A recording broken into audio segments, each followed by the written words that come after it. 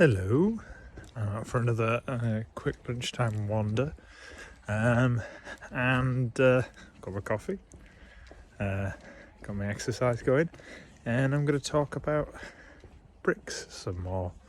Very quickly, I was going to just point out how you can lay bricks in different ways and the different patterns you can make from them, or some of the more common ones. But first, I'm going to talk about the impact of, there's lots of different ways that buildings can be affected, their designs, whether that's be like fashion or what materials you have in the local area or all that sort of stuff. One of the ways that impacts on it that doesn't get thought about a lot because it sounds quite boring is tax. Most common one that you can observe, one of the ones that most people will have seen, is the impact of the window tax, which taxed every individual window in a house. And you can see the impact of that because you get these blind windows where they've been bricked up, where people are like, well, sod you then, we're just going to get rid of the windows, we don't pay the tax anymore.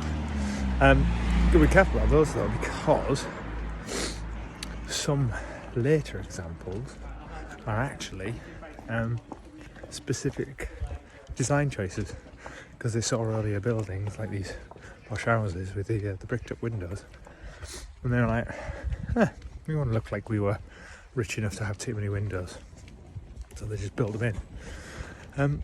But what I find most interesting, because I love bricks, is the story of the Wilkes' gob. So this all starts with a small tiff you may have heard of called the American War of Independence, and turns out it's quite expensive to fight in the 18th and early 19th century across the sea in America, so a lot of money was needed. So they introduced a tax called the brick tax, which for every 1,000 bricks used you have to pay some tax on it. Now, people obviously find ways of not paying tax. It's very difficult to do that when it's literally counting massive baked bits of earth that you've put in a wall. But they did find a way around, and that was to produce bigger bricks. And they'd get bigger and bigger and bigger bricks, so you needed to use less of them in the construction.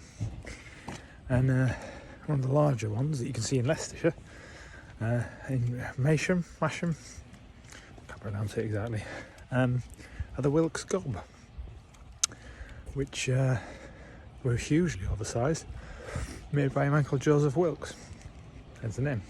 Anyway, this didn't last very long as a tactic because the government caught on very quickly and said, it's very, very clever, yeah.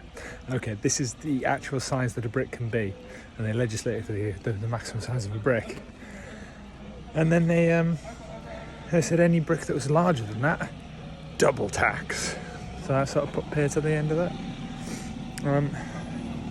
Problem with walking around is you suddenly hear vans. Anyway, I'm going to use these garages as a way of showing you very, very quickly a couple of the sort of more common patterns that bricks can be laid in. Because obviously you can lay bricks in lots of different ways. We've got a couple of really nice examples here. So this more modern one, you can see here behind me. That's Flemish.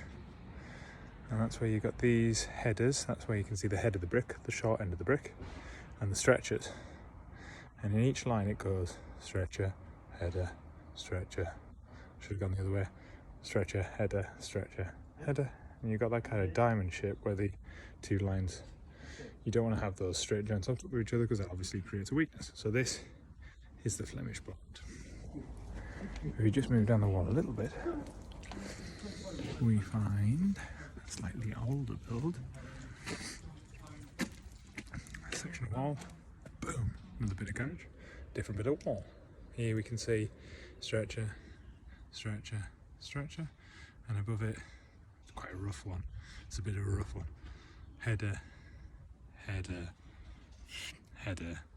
So the headers and stretchers, instead of being on the same line, it's different lines of headers and stretchers. That's an English bond.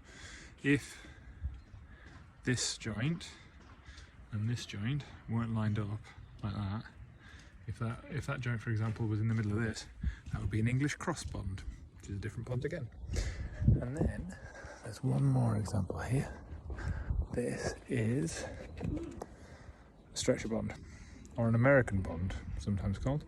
And you can see why, because it's just the long ends of the bricks, stretcher, stretcher, stretcher. This is not a very strong bond, because the reason these ones have bricks going the other way is because it then creates a bond into the wall, not just across the face. You can see actually with this one, if you look over here, I don't know how well you can see that, but the lintel of that garage is actually bowed under the weight. You'll see the stretcher bond actually a lot more now with a lot more modern buildings, because they're not actually holding the weight. So just as an example, this one here is sort of a 50s, 60s tower block, and you can see, if you look behind me, you can see that it's hard to see because they've got that patterning on the bricks to make it look like they've been, these are special, sort of like made to look like they've been lying on top of each other in a brick kiln. And you got that patterning, but believe me, this is all stretcher bond, and obviously you don't want a 4-story building with a weak brick bond, which is a clue. The actual structural integrity of this is being held up by the internal structures. I think in this case probably a concrete skeleton, and the brickwork is just filling in the gaps. You see those sort of string courses going across with the concrete. That's probably more likely to be there's an internal structure, and those are the floor levels, and the bricks are just cosmetic. Or, well, not cosmetic, you want walls, but they're not holding any of the weight, and that's a bit of a clue if it's one of the stretcher bonds. Right, I think that's probably enough of bricks. Bye.